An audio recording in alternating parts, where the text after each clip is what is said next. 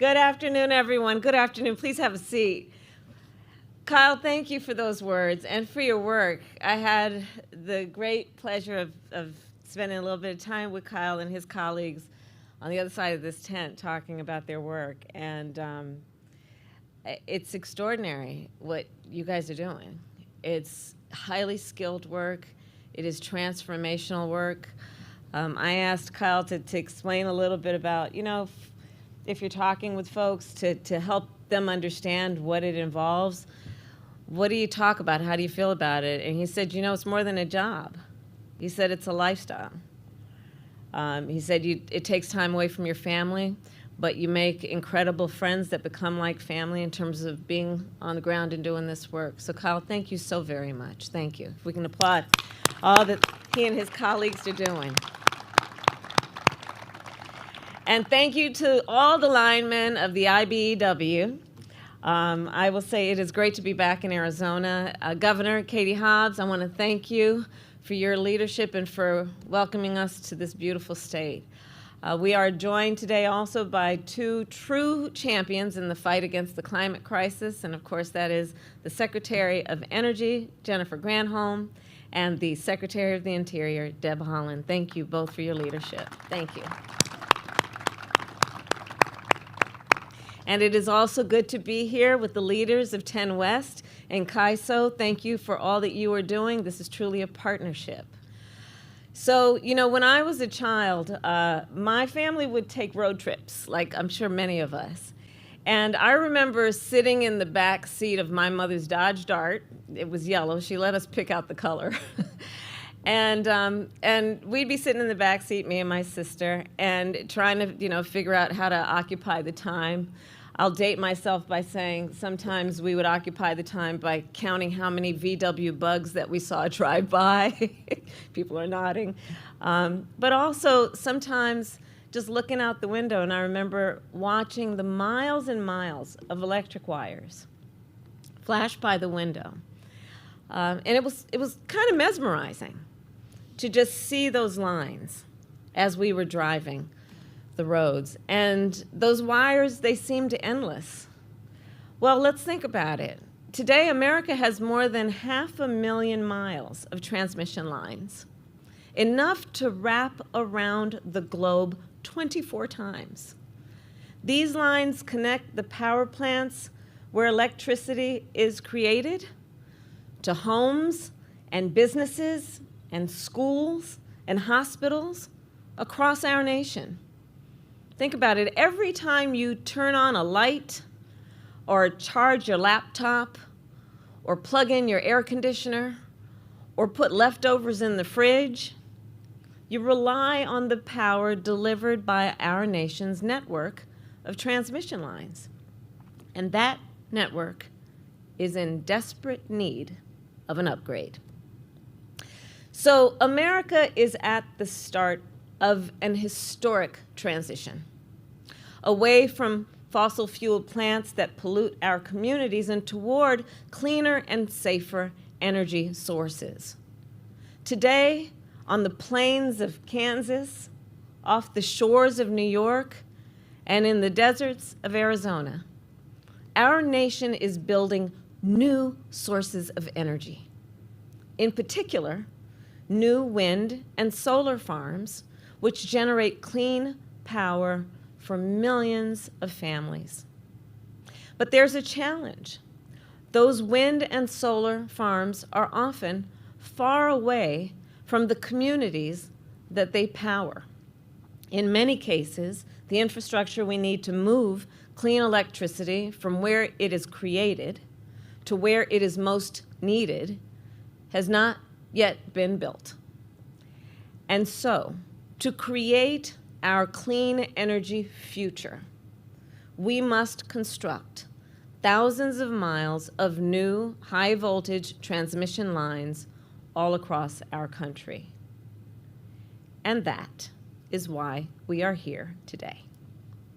The 10 West Link transmission line will stretch from Arizona to California.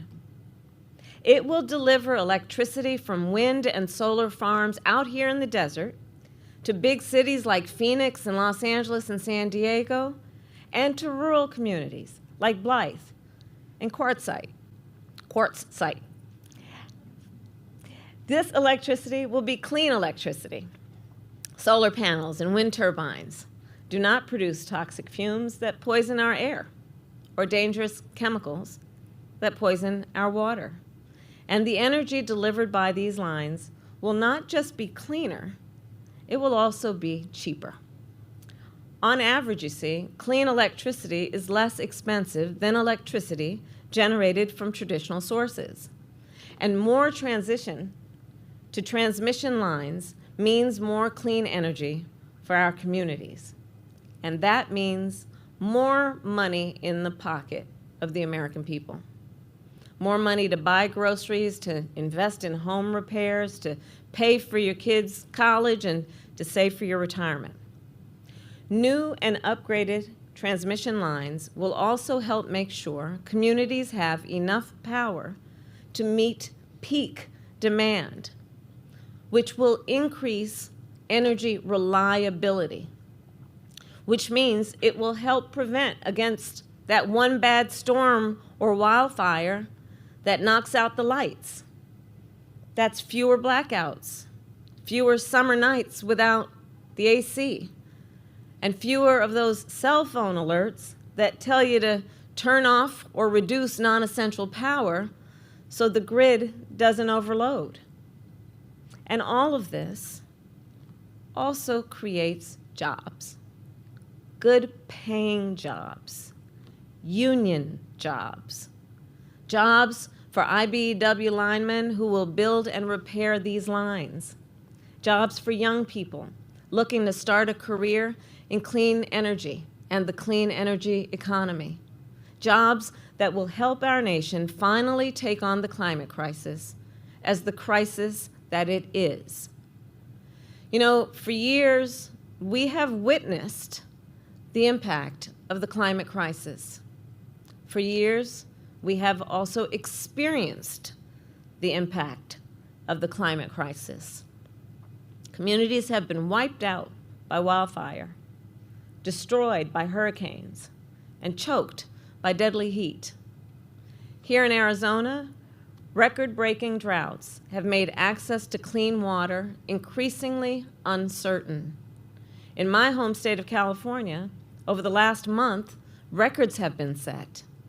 Rain has flooded neighborhoods and washed away farmland, and at least 20 people are dead, including a child, in this most recent episode.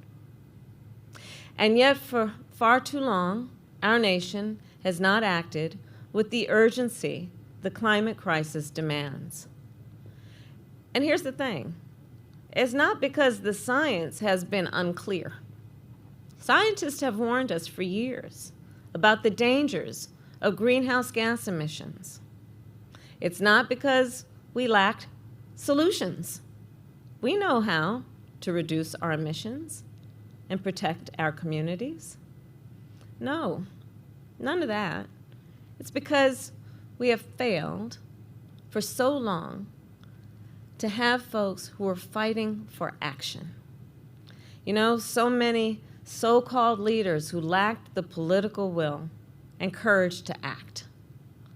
Well, now I think we've turned the page, and there's consensus across all kinds of lines that it's time to take this crisis seriously, that time has arrived. And so last year, we all joined together, activists and organizers, parents and students, Native leaders, civil rights leaders, business leaders, and union workers. And together we made the largest investment to fight the climate crisis in American history. And today, across our nation, we are putting that investment to work. We are breaking ground on a solar panel factory in Alabama, a battery factory in Michigan, and a semiconductor factory in Chandler. So Arizona, I'm here today because this project demonstrates a very important point.